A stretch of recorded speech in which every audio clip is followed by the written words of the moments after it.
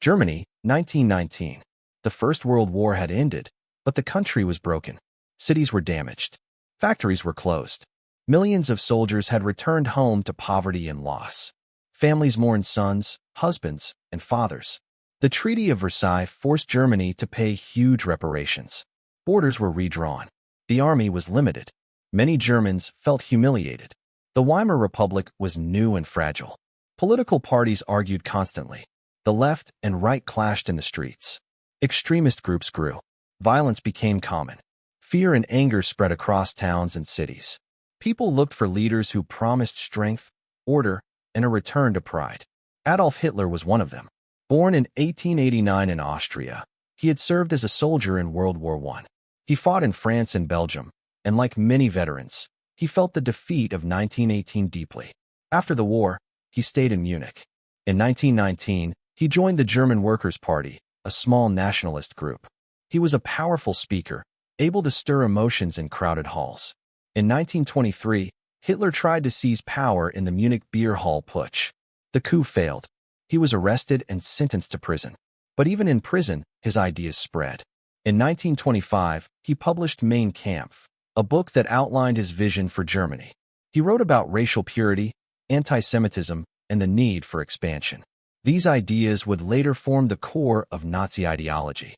Meanwhile, the world changed around him. Germany faced a deep economic crisis. The 1920s brought brief recovery, but the Great Depression of 1929 hit hard. Factories closed, banks failed, unemployment rose to millions. Hunger and despair were everywhere. People looked for answers, and Hitler offered a clear, though extreme, plan. The Nazi Party grew steadily. They held rallies, printed newspapers, and sent speakers across Germany. Their message was simple: restore Germany's strength, remove the enemies inside, and reclaim lost pride. In 1930, the Nazis won 107 seats in the Reichstag, becoming the second-largest party. Their rise alarmed some, inspired others, and terrified many. Germany was not the only country facing problems. Across Europe, nations recovered slowly from the war. Democracies and dictatorships both struggled to maintain control. But in Germany, history had created a perfect storm: economic collapse, political instability, and a population desperate for leadership. By the early 1930s, Hitler was no longer a fringe politician. He was a national figure. Newspapers debated him, governments watched him, and ordinary citizens wondered if he could save Germany or destroy it. Every speech he gave in Berlin, Munich, or Nuremberg drew larger crowds. Every rally, every salute, every promise built the illusion of power and inevitability. Hitler's methods were precise. He used propaganda to shape public opinion. Posters, newspapers, and films repeated simple messages. He identified enemies: Jews, communists, and anyone opposing him. He promised a future of pride and strength. Many Germans believed him because the alternative, political chaos and poverty, felt worse. By 1932, the Nazis were the largest party in the Reichstag. Yet Hitler was not yet Chancellor. President Paul von Hindenburg hesitated. Conservatives and industrial leaders debated. But the pressure grew. Violence in the streets increased. Fear and frustration pushed the nation toward a decision that would change history. This period shaped Hitler's rise. It was not a sudden storm, but a slow, steady movement. Every protest, every economic collapse, every election victory brought him closer to power. By understanding this context, the defeated nation, the political chaos, the human suffering, we begin to see how Hitler's psychology and ambition merged with history to create a path toward war and genocide. By 1933, Hitler's rise was almost complete. The Nazis were the largest party in the Reichstag, but they did not yet control the government. President Paul von Hindenburg held the final authority. Many conservatives hoped to control Hitler, thinking they could use him to stabilize Germany. They were wrong. On January 30th, 1933, Hindenburg appointed Hitler as Chancellor. It was a calm winter day in Berlin, but the nation held its breath. Soldiers marched in the streets, party members cheered, and ordinary citizens crowded near government buildings. Hitler's rise was legal, but it carried danger. Once in power, he moved quickly to consolidate control. The first months were critical. On February 27, 1933, the Reichstag building burned. The fire destroyed papers and offices. Hitler blamed communists. Using this crisis, he persuaded Hindenburg to issue the Reichstag fire decree. Civil liberties were suspended. Political opponents, especially communists and social democrats, were arrested. Fear became a tool. In March, the Reichstag passed the Enabling Act. This law gave Hitler's cabinet the power to pass laws without the Reichstag's approval. Germany's democracy was gone. Within weeks, opposition parties were banned, trade unions dissolved, and local governments placed under Nazi control. Hitler had transformed a fragile democracy into a dictatorship. Hitler surrounded himself with loyal aides. Joseph Goebbels controlled propaganda, making sure Hitler's image appeared strong and unchallenged. Heinrich Himmler organized the SS and Gestapo, enforcing loyalty and punishing dissent. Hermann Göring commanded the police and later the Luftwaffe. Each man played a role in solidifying Hitler's power. Propaganda became central. Posters covered cities. Newspapers praised the Führer. Radio broadcasts repeated simple, emotional messages. Hitler's speeches were carefully staged, the tone, gestures, and timing designed to inspire obedience and fear at once. His psychological impact on crowds was powerful. People listened, watched, and followed. At the same time, Hitler prepared for Germany's future wars. He rebuilt the army, violating the Treaty of Versailles. Tanks, planes, and weapons were produced in secret. Hitler's goal was clear: expand Germany's territory, secure resources, and assert dominance over Europe. Anti-Semitic laws, like the 1935 Nuremberg Laws, began the systematic persecution of Jews, defining who could live, work, or marry in Germany. By the mid-1930s, Germany was transforming. The economy improved slightly as factories reopened and infrastructure projects began. Many Germans supported Hitler for the stability and pride he offered. But behind the rallies and speeches, a darker vision was growing, one that combined ruthless ambition, ideology, and a desire for absolute control. The international community watched, often confused or hesitant. Some leaders underestimated Hitler, thinking he was only a nationalist politician. Others recognized the danger but hesitated to act. Hitler's careful timing, propaganda, and calculated risks allowed him to grow stronger while the world remained largely passive. By 1939, Hitler's dictatorship was complete. Germany was ready for war. But the story of his mind, the psychology, obsessions, and decisions that shaped history, was not just about politics or armies. It was about how one man's vision, ambition, and hatred could exploit fear, suffering, and hope to change the world. This background sets the stage for understanding the multiple angles of Hitler's rise: his human impact, leadership decisions, psychological profile, and the tools he used to control a nation. Hitler's rise was not only political, it affected millions of lives. Even before the war, his policies caused fear and suffering. Jews, communists, trade unionists, and other political opponents faced harassment and arrest. In 1933, the first concentration camps were built. Dachau, near Munich, held thousands of prisoners. They were beaten, forced to work, and watched constantly. Many died from hunger, exhaustion, or violence. Ordinary citizens also felt pressure. Teachers, lawyers, and factory workers had to follow Nazi rules. Jobs, housing, and social status depended on loyalty. Families watched their neighbors disappear. Children were taught to admire Hitler and report anyone who spoke against him. Life became a choice between obedience and punishment. The human cost increased as Hitler's ideology spread. Anti-Semitic laws restricted where Jews could live, work, and go to school. Public life became dangerous for those labeled enemies. Fear shaped everyday life. People could not speak freely. Every decision, every action carried risk. Hitler's ideas were not just words. They became systems of control that directly harmed real people. Hitler's leadership style was unique and dangerous. He made decisions based on instinct, ideology, and a desire for complete control. Early in his career, he relied on advisors and the military. But over time, he became more involved in detailed planning. Generals often followed his orders, even when they disagreed, because Hitler demanded loyalty. His decisions shaped Germany's future. The Reichstag fire and Enabling Act were political moves to remove opponents and centralize power. Military actions, like the remilitarization of the Rhineland in 1936, broke international treaties but strengthened his image at home. Hitler's leadership relied on creating the illusion of strength, control, and inevitability. The human cost of these decisions was immense. Every political or military move carried consequences. Citizens, soldiers, and civilians in occupied territories felt the effects. Hitler's leadership shows how one person's decisions, combined with ideology and ambition, can shape history on a massive scale. Hitler understood the power of media. Technology and propaganda were central to his control. Newspapers, radio, and films were carefully used to influence public opinion. Leni Riefenstahl's films, like Triumph of the Will, showed massive rallies, precise marching, and Hitler's gestures, creating the impression of power and unity. The Nazis also used symbols and architecture to communicate strength. Flags, armbands, and monuments reminded citizens of Hitler's authority. Schools and youth organizations, like the Hitler Youth, used visual and oral messages to shape young minds. This technology of persuasion made Hitler's ideas feel normal, inevitable, and desirable. Even early military technology played a role. Tanks, aircraft, and mechanized units allowed Germany to project power and win early victories in Europe.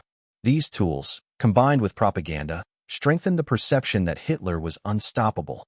Ordinary people, soldiers, and nations felt the influence of both ideas and machines. The consequences of Hitler's rise were both moral and strategic. Morally, his policies encouraged hatred, discrimination, and violence. Millions were labeled enemies of the state and treated as less than human. Fear, obedience, and propaganda forced people to participate in or ignore atrocities.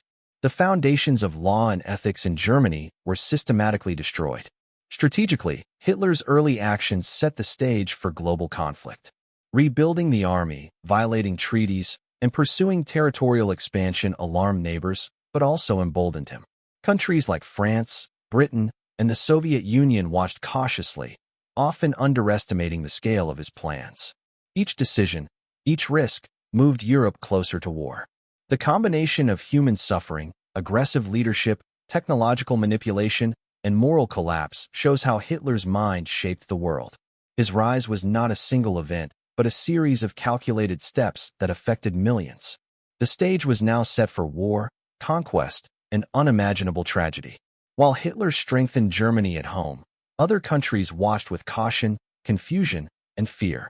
Leaders in France, Britain, and the Soviet Union faced difficult choices. Many underestimated Hitler's ambitions.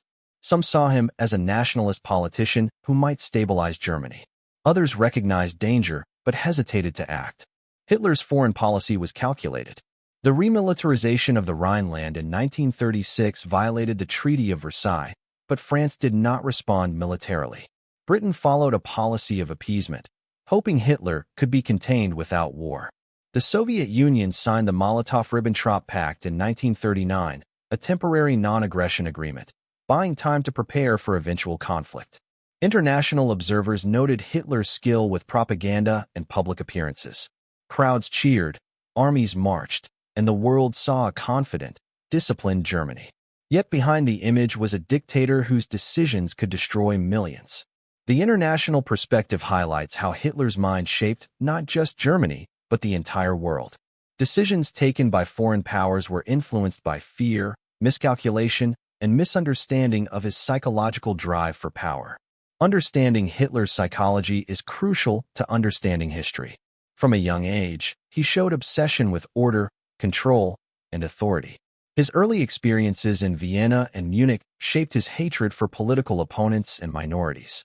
He had a strong belief in destiny, racial hierarchy, and German superiority. Historians have noted that Hitler combined charisma with ruthlessness. He could inspire devotion and fear simultaneously. His speeches used repetition, gestures, and emotional appeals. Yet privately, he was suspicious, secretive, and sometimes indecisive when challenged. He demanded loyalty, punished disobedience, and surrounded himself with men who would not question him. This psychological makeup influenced every decision: political strategy, propaganda campaigns, military orders, and persecution policies. Understanding his mind explains not only his rise, but also the human and moral consequences that followed. Hitler was a combination of intelligence, obsession, and ideology, shaped by history, yet capable of shaping history in return. Hitler's actions changed German culture and society. Schools taught obedience, loyalty to the Führer, and anti-Semitism. Youth organizations, such as the Hitler Youth and League of German Girls, prepared children for future military service and ideological conformity. Art, music, and literature were censored or used to glorify Nazi ideals. Ordinary citizens adapted to this new world. Some supported Hitler, some feared him, and some tried to resist quietly. Social pressure and propaganda shaped daily life. Public rituals, parades, rallies, and ceremonies reinforced collective identity and obedience. Hitler's influence reached into homes, schools, workplaces, and public spaces, creating a society organized around his ideas. Hitler's rise was also a turning point for European strategy. Rebuilding the German military, violating treaties, and planning territorial expansion set the stage for conflict. His decisions directly led to the invasion of Poland in 1939 and the start of World War II. Strategic errors, however, were also part of his leadership. Overconfidence, underestimating enemies, and obsession with control caused mistakes later in the war. The combination of tactical skill and strategic misjudgment shaped both early German victories and eventual defeats. The angles explored in these sections, human cost, leadership, propaganda, moral collapse, international perspective, psychological profile, cultural influence, and strategic consequences, show the complexity of Hitler's rise. His mind, ideas, and actions affected every part of German society and the wider world. The world now stood on the edge of war. Hitler's psychology, decisions, and ideology would drive Germany into conflict with neighbors and reshape history forever. September 1, 1939. Germany invaded Poland. At dawn, tanks rumbled across the border. Airplanes roared overhead. Soldiers marched through fields and towns. The invasion marked the beginning of World War II in Europe. Hitler had planned this attack carefully. He used a new strategy called blitzkrieg, or lightning war. The goal was speed, surprise, and overwhelming force. Poland was not prepared for this type of attack. German forces used tanks, aircraft, and motorized infantry to break through defenses quickly. Cities were bombed from the air. Roads were filled with soldiers moving faster than Polish commanders could respond. Within weeks, Poland was defeated. The human cost was high. Tens of thousands of soldiers and civilians died, and millions were displaced. Hitler watched the early victories closely. He visited headquarters, met with commanders, and gave orders for further attacks. His decisions were direct and demanding. Generals reported to him, often waiting for his final approval before moving troops. Hitler's combination of careful planning and obsession with control shaped the outcome of the campaign. In April 1940, Hitler turned his attention to Western Europe. Denmark and Norway were invaded to secure supply routes and naval bases. In May, the German army attacked France, Belgium, Luxembourg, and the Netherlands. The speed of the attacks shocked the world. France, which expected a long defensive war like World War I, collapsed in weeks. German tanks rolled through the Ardennes, bypassing the Maginot Line. Paris fell in June 1940. The blitzkrieg strategy relied on coordination between air and ground forces. Stuka dive bombers attacked key positions, while panzer divisions moved rapidly to encircle enemy troops. Communication was vital. Hitler personally directed movements from headquarters, sometimes contradicting generals. This micromanagement caused tension but also ensured that his vision was followed exactly. Hitler's psychological drive influenced every choice. He demanded results, believed in destiny, and expected loyalty. Generals who disagreed often faced dismissal or intimidation. The early victories gave him confidence, reinforcing his belief in his own genius. Propaganda amplified these successes. Newspapers, radio, and film showed triumphant images of German soldiers and Hitler overseeing the operations. The world saw a powerful, unstoppable leader. By late 1940, Germany had conquered much of Europe. Britain stood alone, but Hitler was not finished. Plans were drawn to invade the Soviet Union. Hitler believed that Germany needed more territory, Lebensraum, to secure its future. He saw the Soviet Union as both a source of land and a political enemy. His ideological goals and strategic plans were tightly linked. Even in these early campaigns, the human cost was enormous. Soldiers died in battle. Civilians suffered under occupation. Cities were destroyed, and entire communities were forced to flee. Hitler's decisions were not abstract. They directly caused suffering on a massive scale. Hitler's early wartime leadership also revealed his strengths and weaknesses. He was decisive and bold, using speed and surprise to win victories. But he was also controlling and impatient, sometimes overriding experienced generals. These traits would later lead to mistakes, but at this moment, they contributed to rapid success. By mid-1941, Germany seemed unstoppable. The early campaigns of Poland, France, and the Low Countries showed the effectiveness of Hitler's planning and blitzkrieg tactics. Yet, behind the victories, the seeds of future challenges were being planted. Hitler's decisions now would shape not only the course of the war, but also the fate of millions across Europe. The stage was set for Hitler's most ambitious campaign yet, the invasion of the Soviet Union. This would test his strategic judgment, his leadership, and his ability to control the war on an even larger scale. June 22, 1941. Operation Barbarossa began. Hitler launched the largest invasion in history. Over 3 million German soldiers crossed the Soviet border. Tanks, artillery, and aircraft moved in precise formations. The morning air was thick with smoke and dust. Roads trembled under the weight of thousands of vehicles. Soldiers advanced with a mixture of fear, obedience, and determination. Hitler believed the Soviet Union could be defeated quickly.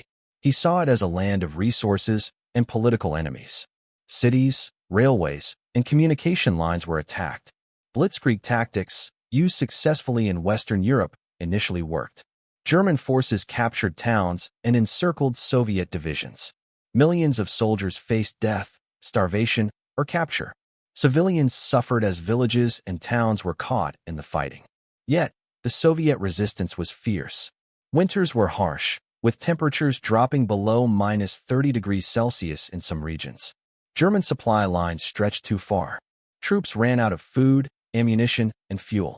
Hitler's orders often ignored advice from generals who warned about the difficulties. His insistence on control and ideology over strategy created tension and mistakes. The year 1942 brought a new focus: Stalingrad. Hitler demanded the capture of the city on the Volga River. Stalingrad was both a strategic target and a symbolic one, named after Soviet leader Joseph Stalin. German forces advanced slowly, facing constant attacks from Soviet soldiers. Buildings were destroyed, streets became battlefields, and civilians were trapped in the crossfire. The city burned under relentless shelling and bombing. By November 1942, the situation had turned. Soviet forces encircled the German Sixth Army.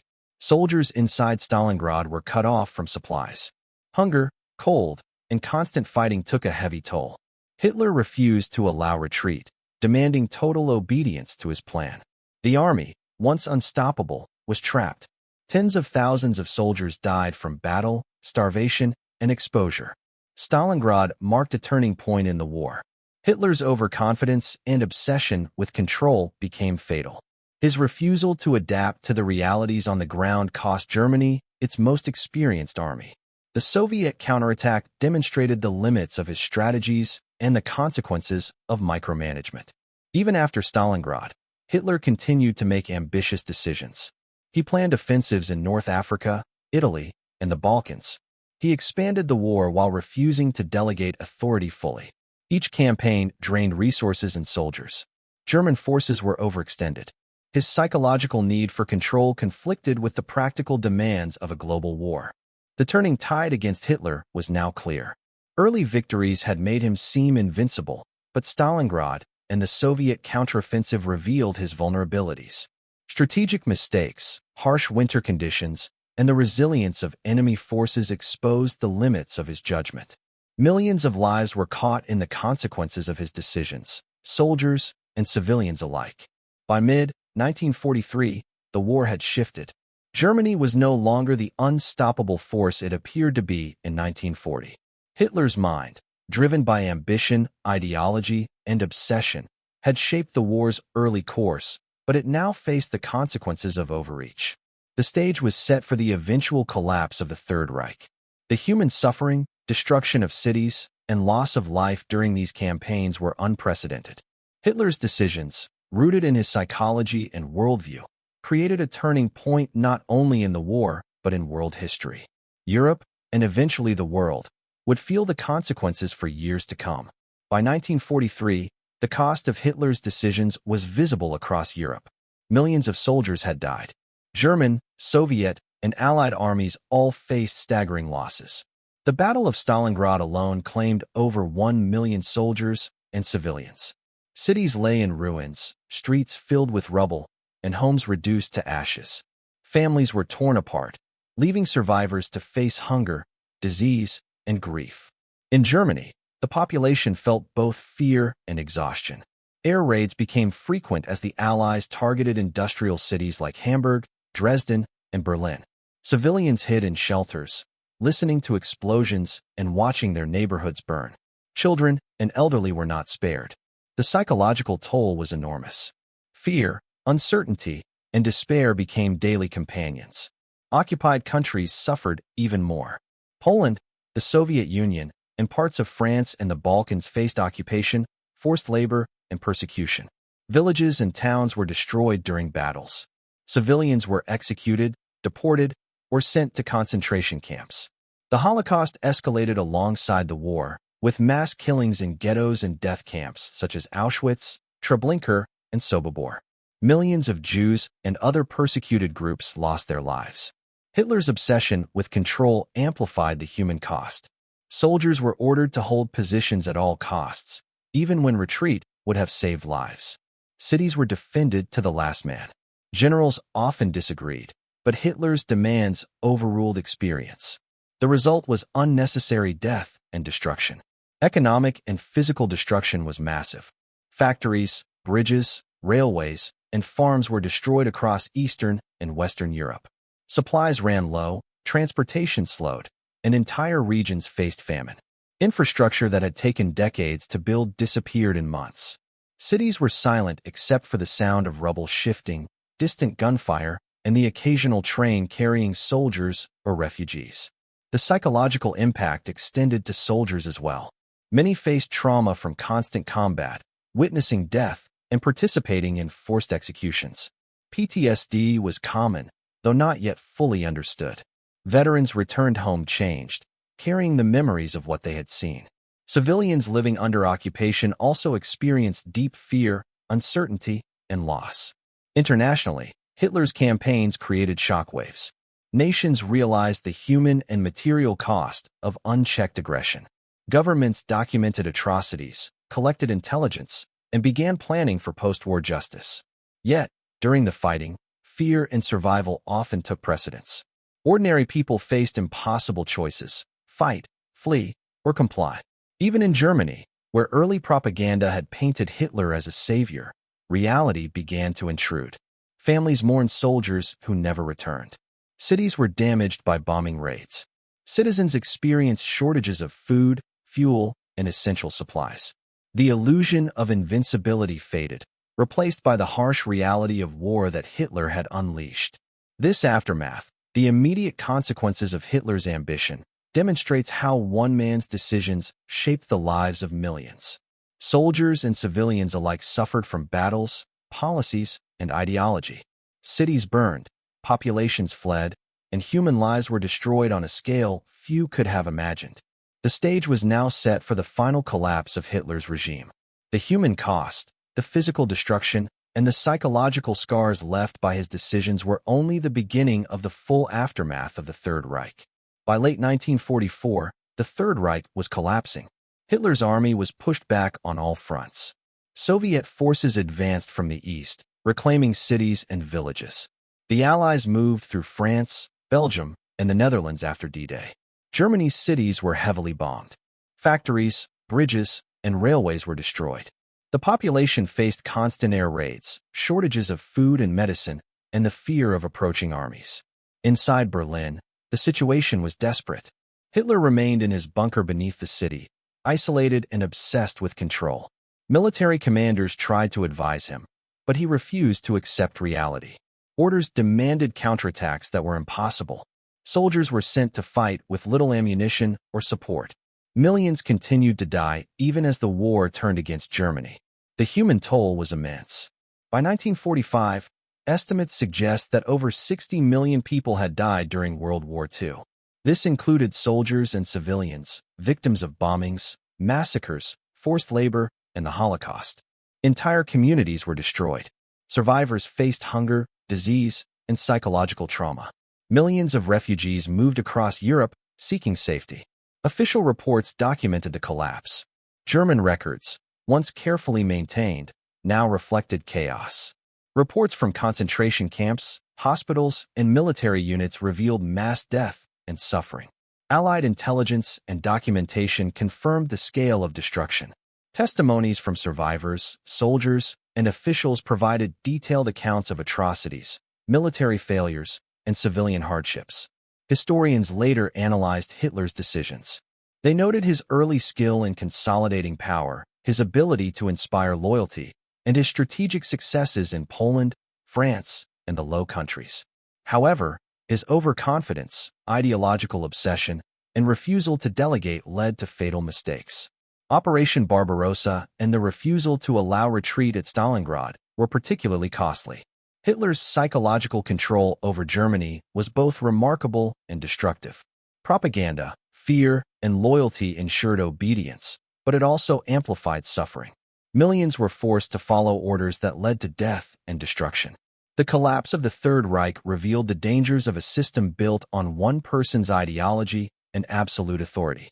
After Hitler's suicide on April 30, 1945, German forces surrendered. Berlin fell. The Allies discovered the full scale of destruction and atrocities. Cities were in ruins. Survivors of concentration camps emerged to reveal the horror of the Holocaust. Families searched for missing loved ones. Europe faced the enormous task of recovery and rebuilding. Historical assessments emphasize both the scale of Hitler's impact and the human capacity to resist or endure. Scholars study the combination of ideology, psychology, and circumstance that allowed his rise. Reports, diaries, and testimonies provide evidence of his leadership style, decisions, and the consequences for Germany and the world. The aftermath was not just physical. It was moral and psychological. Survivors carried trauma. Nations struggled to process guilt, complicity, and loss. The collapse of the Third Reich demonstrated the deadly combination of ambition, ideology, and human obedience. Hitler's choices reshaped Europe, leaving a legacy of destruction that would take decades to recover from. By 1945, the war had ended in Europe, but the echoes of Hitler's decisions, his mind, his ideology, and his control continued to affect millions. The stage was set for reflection, to understand how history, human psychology, and ambition combined to create one of the darkest chapters in history. The story of Hitler's mind shows how one person's ideas and decisions can shape history.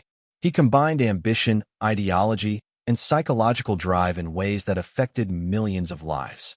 From his rise to power, through early victories, to eventual defeat, Hitler's actions were deliberate, calculated, and ruthless. His psychology, obsession with control, belief in destiny, and extreme ideology guided every choice. Propaganda, symbols, and speeches allowed him to influence a nation. He demanded loyalty, punished disobedience, and surrounded himself with men who would not challenge him. The consequences were catastrophic. Millions of soldiers and civilians died, cities were destroyed, and societies were torn apart. The human cost was unimaginable. Ordinary people faced fear, persecution, and impossible choices. Entire communities were wiped out, families destroyed, and children forced into war and ideology. Yet, despite his power, Hitler's overconfidence and rigid thinking created his downfall. Stalingrad and the failures on the Eastern Front showed that even seemingly unstoppable forces have limits. Historically, his rise and fall reveal lessons about power, ideology, and human behavior. Societies in crisis, economic instability, and political divisions can allow extreme leaders to emerge. Propaganda and control over information can manipulate beliefs and suppress dissent. Yet history also shows resilience, survivors, resistance movements, and the Allies ultimately overcame his rule. Hitler's legacy is a warning. It demonstrates how destructive ambition, combined with ideology and human obedience, can lead to vast suffering. It also reminds the world of the importance of vigilance, morality, and accountability. The events of the 1930s and 1940s shaped modern history. They transformed warfare, politics, and society. They changed how nations think about leadership, human rights, and the consequences of unchecked power. Hitler's mind was at the center of this history, a mind capable of shaping the world, but also vulnerable to failure when ideology ignored reality. History does not excuse his actions. It records them, and by studying them, the world can understand both the depth of human cruelty and the resilience of those who survived.